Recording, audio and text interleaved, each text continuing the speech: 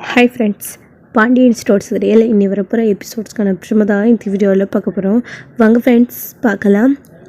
முத்துவேலுடைய வார்த்தையை, அவருடைய ஆசையை நிறைவேற்றணும் அப்படின்றதுக்காக கதிர் பழிய எல்லாத்தையும் அவர் மேலே சுமந்துக்கிட்டு இருக்கிற மாதிரி குற்ற உணர்ச்சியில் அவர் என்ன பண்ணுறாரு அப்படின்னா மனசை கல்லாக்கிக்கிட்டு அப்பத்தாவை இதுதான் சாக்கு அப்படின்னு ஒரு விஷயம் கிடைச்ச உடனே அந்த விஷயத்தை வச்சு ஊதி பெருசாக்கி அவங்க வீட்டுக்கு திருப்பவும் அவங்கள அனுப்பி விட்டுட்டாங்க.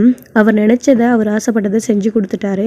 ஆனால் இப்போது கோமதிக்கு கதிர் மேலே பயங்கரமான கோவம். அந்த கோவத்தில் எவ்வளோ தைரியம் இருந்தால் என் ஆத்த வீட்டை விட்டு வெளியில் அனுப்பியிருக்க, உனக்கு எவ்வளோடா தைரியம் இருக்கும், அவ்வளோ தூரம் எல்லாரும் பொறுமையாக இரு அப்படின்னு சொல்லிட்டு இருக்கோம். ஆனால் எதையும் கொஞ்சம் கூட காதில் வாங்கிக்காம இப்படி என் அண்ணனுக்கு முன்னாடி என்னை அசிங்கப்படுத்தி என் ஆத்த வீட்டை விட்டு என்னை துரத்த வச்சுட்டல, எதுக்குள்ள அப்படி பண்ண, உனக்கு என்ன பைத்தியம் பிடிச்சிருச்சா, இல்லை நீ கொஞ்ச நாளாவே ஆள் சரியில்லை, என் அம்மா இல்லாத வீட்டில் இனி நீ இருக்கக்கூடாது, சொல்ல கேட்காம என் அம்மா வீட்டை விட்டு வெளியில் அனுப்பினேன், அப்போ இந்த வீட்டில் இருக்க உனக்கு மட்டும் என்னடா உரிமை இருக்கு, இந்த வீட்டு வாசப்படியே நீயும் எழுத்து மெரிக்காத, எங்கேயாச்சும் போயிடு, இப்படியே போயிடு அப்படின்னு சொல்லிட்டு கோமதி கோவப்பட்டு திட்டுறாங்க. அது அப்படி சொல்லு கோமதி, இவனுக்கெல்லாம் புத்தின்றது என்றைக்குமே கிடையாது, இப்படி தான் இவனுடைய குணமே இப்படி தான் அப்படின்னு சொல்லிட்டு பாண்டியனும் சொல்கிறாரு. கோமதி பாண்டியன் கெட்டும் கிடையாது, அரசி உட்பட நம்ம ராஜி கூட எல்லாருமே சேர்ந்து நம்ம கதிரை வெறுத்துடுறாங்க. ஏன் கதிர் இப்படி பண்ண, கொஞ்ச நாளாவே நீ ஆள் சரியில்லை, என்ன ஆச்சு உனக்கு அப்படின்னு, எல்லாம் இதனால தான் அப்படின்னு சொல்லிட்டு கோவப்பட்டு பேசவும், ஏண்டி இவ்வளோ தூரம் அவன் தான் சொல்கிறான்ல, எதுக்கடி அவங்ககிட்ட பேசி கெஞ்சிட்டு இருக்க இவெல்லாம் அப்படின்னு சொல்லிட்டு, வீட்டுக்குள்ளே நீ வந்துடாதா, அவ்வளோதான் உனக்கு வீட்டுக்குள்ளே வந்த மரியாதை கேட்டுடும் அப்படின்னு சொல்லிட்டு வீட்டுக்குள்ளே கிளம்பி போயிடுறாங்க. கோமதி பாண்டியன் எல்லாருமே, அரிசியும் உள்ளே போயிடுறாங்க. ரொம்ப வருத்தப்பட்டுட்டு எல்லாரும் உட்காந்துட்டு இருக்காங்க. இப்போ ராஜாக்கு என்ன பண்ணுறதுன்னு தெரியல. அம்மாச்சி எவ்வளோ மனசு நொந்து போய் போகிறாங்கன்னு தெரியுமா, ஏன் அப்படி இல்லைனா பேசுனேன், நீ இப்படி பேசுகிற ஆளே கிடையாது, என்னமோ சரியில்லை, என்னமோ விஷயத்த மறைக்கிற போல இருக்கு, நீ இப்படி அம்மாச்சியை தேவையில்லாமல் பேசி வீட்டை விட்டு வெளியே அனுப்பிட்டே, நீ இப்படி பண்ணுவேன்னு நான் கொஞ்சம் கூட நினச்சி பார்க்கல கதிர், நாளைக்கே ஏதாச்சும் ஒரு பிரச்சனை, நானே ஏதாச்சும் ஒன்று பேசினா கூட இப்படி தானே நீ பண்ணுவேன், உன் மேலே இருந்த மதிப்பும் மரியாதையும் எனக்கும் சுத்தமாக போயிடுச்சு அப்படின்னு சொல்லிட்டு, நீ மூஞ்சிலே முழிக்காத, என்கிட்ட போய் பேசாதன்னு சொல்லிட்டு நம்ம ராஜு கூட பேசாமலே போயிட்டாங்க. இப்போது இதை பார்த்ததுக்கு அப்புறமா தான் நம்ம முத்துவேலுக்கு ரொம்ப ரொம்ப மனசு கஷ்டமாகுது. இப்படி நான் ஆசைப்பட்டன்றதுக்காக அவன் மேலேயே அவன் பழியை தூக்கி போட்டுக்கிட்டு, அதாச்சும் வெறுப்பமே இல்லாத ஒரு விஷயத்த பள்ளி இப்போ எல்லாருக்கிட்டையும் திட்டு வாங்கிக்கிட்டு அம்மாவை இங்கே வீட்டுக்கு அனுப்பி விட்டுட்டான். ஆனால் என் பொண்ணுக்கும் அவனுக்கு சண்டை வந்துடுச்சு அப்படின்னு சொல்லிட்டு இதை நினச்சி ஃபீல் பண்ணுறாரு. கதிரி எல்லாரும் இப்படி பேசிட்டு போனதுக்கப்புறமா கிளம்பி ட்ராவல்ஸ்க்கு போயிடுறாரு. அங்கே போயிட்டு உட்காந்து ரொம்பவே ஃபீல் பண்ணிகிட்டு இருக்காரு. இங்கே வீட்டுக்குள்ளே எல்லாருமே அமைச்சியை கூட்டிகிட்டு போன உடனே ரொம்பவே சந்தோஷமாக இருக்காங்க. கொஞ்ச நேரத்துலேயே பழனியும் வீட்டுக்கு வராரு. வீட்டுக்கு வந்த பழனி எடுத்துக்கிட்டு, அடட ஆத்தா நம்ம வீட்டுக்கு வந்திருக்கு, நான் தான் வீடு மாறி வந்துட்டுனா என்ன ஆத்தா அப்படின்னு சொல்லிட்டு போய் உட்காரவும், என்னாச்சு ஏன் எல்லாரும் ஒரு மாதிரியாக இருக்கீங்க அப்படின்னு அப்போ தான் நோட் பண்ணி கேட்கவும் செய்கிறாரு. ஒன்றும் இல்லை தம்பி அப்படின்னு வீட்டில் நடந்த விஷயத்த அவங்க சுகன்யா தான் சொல்கிறாங்க. இது தெரிஞ்சதுக்கப்புறம் கதிரா அப்படி பண்ணா, நேற்று இந்த விஷயத்தை பற்றி நாங்கள் அப்பாவாக போகிறோன்ற விஷயத்த சொல்லும் போதே பேசாமல் அமைச்சியை கூட்டிகிட்டு போயிடுங்கன்னு சொல்லிட்டு இருந்தான், இதுக்கு தான் சொன்னானா, அட அவன் மனசில் இப்படி என்ன இருக்குன்றது தெரியாமல் போயிடுச்சு, இப்படி தெரிஞ்சிருந்தா அத்தா நேற்றே உன் கையில் காலில் விழுந்தாச்சு, உன்னை நான் எந்த பிரச்சனையும் இல்லாமல் கூட்டிகிட்டு வந்திருப்பானே, கதிருக்கு உனக்கு மேலே என்ன கோவம்னு தெரியல, அப்படி ஏதாச்சும் இருந்திருந்தா நீ அங்கே இருக்கிறது அவனுக்கு பிடிக்கலன்னா என்கிட்ட சொல்லியிருந்தா நானே சண்டை சத்திரவு இல்லாத கூட்டிகிட்டு வந்திருப்பேனே, இப்படி பண்ணிட்டானே அப்படின்னு சொல்லிட்டு தான் அவருமே நினச்சிட்டு இருக்காரு.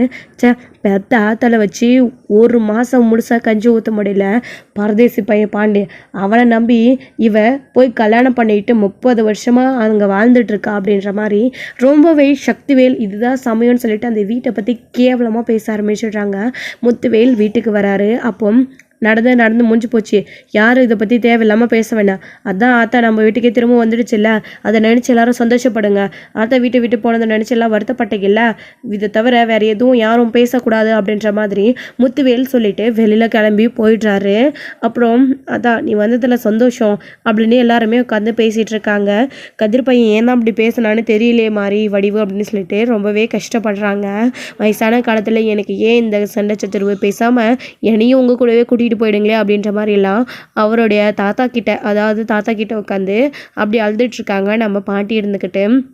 அப்போது வீட்டில் அவங்களுடைய மருமக எல்லாரும் பார்த்துக்கிட்டு, எதுக்கு அத்தை அப்படிலாம் பேசுகிறீங்க, அப்படிலாம் பேசாதீங்க, உங்களுக்கு நாங்கள் இருக்கோம், நாங்கள் பார்த்துக்குறோம், என்னமோ கதிர்க்கு பிடிக்கல அப்படி பேசி அப்படி பேசிட்டு அவன் சின்ன பையன் மனசில் வச்சுக்காதீங்க அப்படின்னு சொல்கிறாங்க. யாரடி அவனாடி சின்ன பையன், உன் பொண்ணை கல்யாணம் பண்ணிட்டு இருக்கான், அவனா சின்ன பையன் அப்படின்ற மாதிரி ரொம்பவே வருத்தப்பட்டு பேசுகிறாங்க. என்னோட சைடு கதிர் மனசு உடைஞ்சு போய் அங்கே ட்ராவல்ஸில் உட்காந்துட்டு இருக்காரு. அப்போ தான் முத்துவேல் நேராக ட்ராவல்ஸ்க்கு போகிறாரு. அங்கே போய் நின்ன உடனே கதிர் எந்திரிச்சு நிற்கிறாரு. போய் கையை பிடிச்சிக்கிட்டு ரொம்பவே ஃபீல் பண்ணுறாரு. இப்படி நீ பண்ணுவேன்னு நான் எதிர்பார்க்கவே இல்லை, என் கூட இருந்தால் நல்லா இருக்கும்னு ஆசைப்பட்டதான் உங்ககிட்ட ஒரு வார்த்தை சொன்னேன். ஆனால் அதுக்காக இப்படி இந்த அளவுக்கு நீ உன் மேலே பழியை தூக்கி போட்டுட்டு அவங்கள வீட்டை விட்டு வெளியில் அனுப்புவேன்னு நான் நினச்சி கூட பார்க்கல. இதெல்லாம் நீ எனக்காக தானே செஞ்சேன்னு எனக்கு நல்லாவே தெரியும், உன்னை நான் புரிஞ்சுக்கிறேன் அப்படின்றாங்க. ஆனால் இது எல்லாத்தையும் தாண்டி ராஜு மேலே கோவப்பட்டுட்டாலே அப்படின்றாங்க. அது பரவாயில்ல விடுங்க, போக போக சரியாயிடும் அப்படின்றாங்க. உங்களுடைய ஆசை தான் முக்கியம், இப்போ உங்களுடைய உடம்பு உங்களுடைய ட்ரீட்மெண்ட்டு தான் முக்கியம். டாக்டர் கொடுத்த மாதிரி மெடிசன்லாம் போட்டுக்கிட்டிங்களா? இன்றைக்கும் செக்கப்புக்கு போகணும்ல, போகலாமா அப்படின்றாரு. போகலாம் அப்படின்னு முத்துவேல் சொல்கிறாரு. இனிமேலும் நீ எனக்காக கஷ்டப்படணுமா? இந்த அளவுக்கு நீ எனக்கு செஞ்சதே போதுமே, நானே போய் பார்த்துக்கிறேன்றாங்க. இல்லை டாக்டர் என்ன சொல்கிறாரு எது சொல்கிறாரு, அடுத்து ஏதாச்சும் ஆப்ரேஷன் பண்ணணும் என்ன அப்படின்றதெல்லாம் நானும் உங்கள் கூட வந்து டாக்டர்கிட்ட தெரிஞ்சுக்கிறேன் அப்படின்றாங்க. போகிற வழியிலும் கூட இந்த விஷயத்தை பற்றி தான் பேசிகிட்டே இருக்காங்க. நீ இந்த அளவுக்கு கோவப்பட்டு அனுப்பியிருக்க கூடாது அப்படின்னு. அட விடுங்க, நல்ல விதமாக சொன்னால் அமைச்சு கேட்க மாட்டாங்க, இப்படி சொன்னால் தான் அமைச்சு கேட்பாங்க அப்படின்னு. இப்போது அதுக்காக கோமதி வீட்டை விட்டு உனக்கு கோவப்பட்டு அனுப்பிட்டா இப்போ நீ எங்கே போவ? அது மட்டும் இல்லாமல் ராஜையும் இப்போ உங்ககிட்ட பேசுறது கிடையாது, என்னால் நீ கஷ்டத்தை அனுபவிக்கிற அப்படின்னுமோ. விடுங்க, அதை பற்றி ஏன் பேசிட்டு இருக்கீங்க? நான் தான் சொன்னேன்ல, இப்போ நீங்கள் தான் எனக்கு முக்கியம்னு சொல்லிட்டு அதெல்லாத்தையும் பார்த்துக்கலாம் அப்படின்னு நம்ம கதிர் வந்து பார்த்திங்க அப்படின்னா சொல்லிடுறாங்க. அவருடைய குணமே இது மட்டும்தான். ஆரம்பத்துலேருந்தே எந்த பழியாக இருந்தாலும் கதிர் தான் மேலே தூக்கி போட்டுப்பாரு குடும்பத்தில் இருக்கிறவங்களுடைய நல்லதை நினச்சி யாரும் கஷ்டப்பட்டுறக்கூடாதுன்னு. ஆனால் இதை பாண்டியன் வந்துட்டு என்னடா உனக்கு அவ்வளோ தியாகின்னு நினப்பா, இன்னமும் யோகிய மாதிரி எல்லாருக்கும் நல்லது செய்கிறேன்னு இப்படி பண்ணிகிட்ருக்கா அப்படின்னு. அப்போ கூட இந்த வீட்டில் எல்லாருமே நம்ம கதிரை தான் கேவலமாக பேசுவாங்க. அது எதையும் பெருசாக எடுத்துக்காமல் கதிர் அப்பத்துலேருந்தே காதில் வாங்கிக்காமல் அடுத்தவங்க சந்தோஷத்துக்காகவே யோசிச்சு பார்த்து பழகி போச்சு கதிருக்கு. அதனால் மட்டும்தான் கதிர் இப்படி ஒரு விஷயத்த செஞ்சுருக்காரு. ரொம்ப பெருமையும் படுறாரு. இப்படிப்பட்ட மாப்பிள்ளை நமக்கு கிடைச்சதுக்காக நம்ம முத்துவேலுமே கூட அடுத்த ஹாஸ்பிட்டலுக்கு கூட்டிகிட்டு போயிட்டு செக்கப் பார்த்துட்டு டாக்டர்கிட்ட என்ன ஏதுன்னு விசாரிச்சுட்டு இருக்காங்க. அவங்க ஒரு சைடு, என்னோட சைடு இங்கே மீனாவுக்கு விஷயத்த சொல்கிறாங்க கோமதி. இந்த விஷயத்தை தெரிஞ்ச உடனே அதிர்ச்சி ஆகுறாங்க. அங்கே மீனா மட்டும் கிடையாது, செந்திலும் இருந்தாங்க. அவங்களும் ஸ்பீக்கரில் எல்லாத்தையும் கேட்டாங்க. இதை கேட்ட உடனே அவங்க ரெண்டு பேருமே ரொம்ப ரொம்ப அதிர்ச்சி ஆகுறாங்க. என்னத்த சொல்கிறீங்க, கதிர் அப்படி பேசினான் அப்படின்றாங்க. ஆமாக்கா, கதிர் இப்படி பேசுவான் நான் கொஞ்சம் கூட நினச்சி பார்க்கல. அம்மாச்சியை பார்த்து அம்புட்டு பேசிட்டேன், அம்மாச்சி வருத்தப்பட்டுட்டு வீட்டை விட்டே போயிட்டாங்க, எனக்கு ரொம்ப கஷ்டமாக இருக்குது அப்படின்றாங்க. இப்படி பண்ணுவான் கதிர் நான் நினச்சி கூட பார்க்கலையா அப்படின்னு. என்னம்மா சொல்கிற நீ கதிர் அப்படின்னு சொல்லிட்டு எல்லாரும் இந்த விஷயத்த நினச்சி ரொம்பவே ஆச்சரியமாக தான் இருக்காங்க. அடுத்து விடுங்க அத்தை சரியாயிடும் அப்படின்னு. இல்லடி வீட்டுக்கு வந்த அம்மாவை கொஞ்ச நாள் கூட வச்சு பார்த்துக்க முடியலையே அப்படின்னு அண்ணனுங்க என்னை பற்றி என்ன கேவலமாக நினைப்பாங்க, அந்த அளவுக்கு இவன் பண்ணிட்டானே அப்படின்னு சொல்லிட்டு இருக்காங்க. இப்போ எங்க அத்தை அப்படின்னுமோ, அவன் இனி இந்த வீட்டுக்குள்ள காலை எடுத்தே வைக்கக்கூடாதுன்னு அவனை வீட்டை விட்டு அனுப்பிட்டேன் அப்படின்றாங்க. அத்தை என்ன அத்தை அதுக்காக வீட்டை விட்டு அனுப்பிட்டா எங்கே போவான் கதிர் அப்படின்னுமோ, நீ ஒன்றும் அவனுக்கு சப்போர்ட்டுக்கு வந்து நிற்காதடி, அவன் எங்கேயாச்சும் போயிட்டு போகட்டும் அப்படின்ற மாதிரி இங்கே நம்ம கோமதி சொல்லிட்டு இருக்காங்க. அடுத்து வந்துட்டு எதுவுமே பேசாமல் மீனாவும் ஃபோனை வச்சுட்டு கதிர் இப்படி நடந்துப்பா நான் கொஞ்சம் கூட எதிர்பார்க்கல அப்படின்றாங்க. நீங்கள் கதிர்கிட்ட பேசுங்க, என்ன நானும் டைம் கிடைக்கிற போது பேசுகிறேன் அப்படின்றாங்க. சரின்னு சொல்லிட்டு ரெண்டு பேரும் ஆஃபீஸ்க்கு கிளம்பலான்னு போயிட்டுருக்காங்க.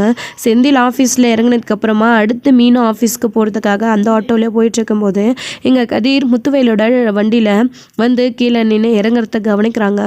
கவனித்த உடனே இங்கே ஆட்டோ நிறுத்தி சொல்லிட்டு மீனாவும் நின்று பார்த்துட்ருக்காங்க. மீனா சொன்ன மாதிரி மீனாவோட நல்ல நேரமா கெட்ட நேரமானு சத்தியமாக தெரியல. எந்த ஒரு விஷயமா இருந்தாலும் முதல்ல அது மீனா கண்ணில் தான் படுது. முதல்ல சக்திவேலுக்கு தெரியும், அடுத்து இப்போ இந்த வீட்டில் மீனாவுக்கு தெரிஞ்சிருக்கு. இப்போது அவர் முத்துவேல் வந்து இறங்கினதுக்கப்புறமா டாக்டர் சொன்ன மாதிரி அடுத்து செக்கப் போகும்போது பார்த்துக்கலாம், நான் இந்த செக்கப்லேயே ஏதாச்சும் சொல்லுவாருன்னு பார்த்தா, ஆனால் இன்னும் ஒரு செக்கப் எடுத்துக்கலாம், ஹெல்த் கண்டிஷன் கொஞ்சம் பெட்டராக இருக்குன்னு சொல்லியிருக்காரு.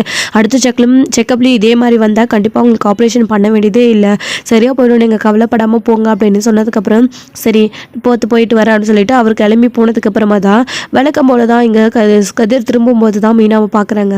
பார்த்துட்டுனே ரொம்ப அதிர்ச்சி ஆகுறாங்க. கதிர் ஒரு நிமிஷம் அப்படின்றாங்க. கதிர் அப்போ தான் நிற்கிறாங்க. வீட்டில் நடந்த விஷயத்தெல்லாம் அத்தை சொன்னாங்க, கதிர் எப்படி நடந்துக்கிட்ட அப்படின்றாங்க. இப்போ அதை பற்றி கேட்க தான் வந்தீங்களா அப்படின்னு. சரி அதெல்லாம் இருக்கட்டும், இப்போ இங்கே என்ன நடக்குது அப்படின்றாங்க. என்ன அப்படின்னு கதிர் கேட்கவும், நடிக்காத கதிர், இவ்வளோ நேரம் நான் எல்லாத்தையும் பார்த்துட்டு தான் இருந்தேன், எதுக்கு அவர் வண்டியில் இறங்கி போகிறாரு, ஒன்றும் புரியலை எனக்கு, ஏதோ 2 பேரும் இன்னும் பேசிகிட்டு இருக்கீங்க, உன்னை பார்த்தாவே எப்படியும் அவங்க அண்ணன் தம்பிக்கு கோவம் தானே வரும், ராஜோடைய அப்பா என்ன பேசிட்டு போகிறாரு உங்ககிட்ட, அதுவும் ஏதோ மெடிசன் ஏதோ ரிப்போர்ட்லாம் வேறு உங்ககிட்ட கொடுத்துட்டு போகிற மாதிரி இருக்குது, என்னது இது, என்ன டாக்குமெண்ட்ஸ் அப்படி இப்படின்னு கேட்குறாங்க. அதெல்லாம் ஒன்றும் இல்லைன்றாங்க. கதிர், நீ ஏதோ என்கிட்ட மறைக்கிற போல இருக்குது, ராஜியும் கொஞ்ச நாளாகவே சொல்லிக்கிட்டே இருந்தா அவனுடைய நடவடிக்கையே கொஞ்சம் கூட சரியில்லைன்னு சொல்லிட்டு, இப்போது நீங்கள் 2 பேரும் வந்து இறங்குறீங்க, என்ன ஆச்சுன்னு கேட்குறாங்க. ஒன்றும் இல்லைன்றாங்க. சரி அப்போ நான் ராஜுக்கே கால் பண்ணி கேட்குறேன்றவும், வேண்டாம் அவளுக்கு விஷயம் தெரிய வேண்டாம் அப்படின்றாங்க. நீ யாருக்கும் அப்போ விஷயம் தெரியக்கூடாதுன்னு நினைக்கிறேன், எதுக்கு இப்போ ராஜுக்கு ஃபோன் பண்ணி தெரியக்கூடாதுன்னு சொல்கிறேன், நீ அவள் அப்பாவோட போயிட்டு வந்தத தெரிஞ்சு அவள் சந்தோஷம் தானே படுவான்றாங்க. இல்லை ப்ளீஸ், அப்புறம் அவள் எதுக்கு என்னன்னு கேட்க வருவா, பெரிய பிரச்சனையாக முடியும் அப்படின்றாங்க. அப்படின்னா என்ன பிரச்சனை இருக்குது சொல்லு அப்படின்றாங்க. ஸோ நோண்டி கேள்வி கேட்டு மீனா அதில் ஏதோ விஷயம் இருக்குன்றத புரிஞ்சுக்கிறாங்க. கதிரும் இதுக்கு மேலே இவங்ககிட்டயும் மறைக்க முடியாதுன்ற விஷயத்தையும் தெரிஞ்சுக்கிறாங்க. அப்போ தான் கதிர் கையில் இருக்கிற பேக்கில் ஹாஸ்பிட்டல் ரிப்போர்ட், அதாவது ஹாஸ்பிட்டலோடைய நேம் இருக்குது, என்னது இது ஹாஸ்பிட்டல் ரிப்போர்ட்டா அப்படின்னு கேட்டுடுறாங்க. அதை உடனே மறைக்கிறாங்க. கதிர், மறைக்காதது கொடுன்னு சொல்லிட்டு அதை வாங்கி மீனா எல்லாத்தையும் பார்த்துடுறாங்க. சொல்ல கேட்காம பார்த்த உடனே மீனா ரொம்ப அதிர்ச்சி ஆகிடுறாங்க.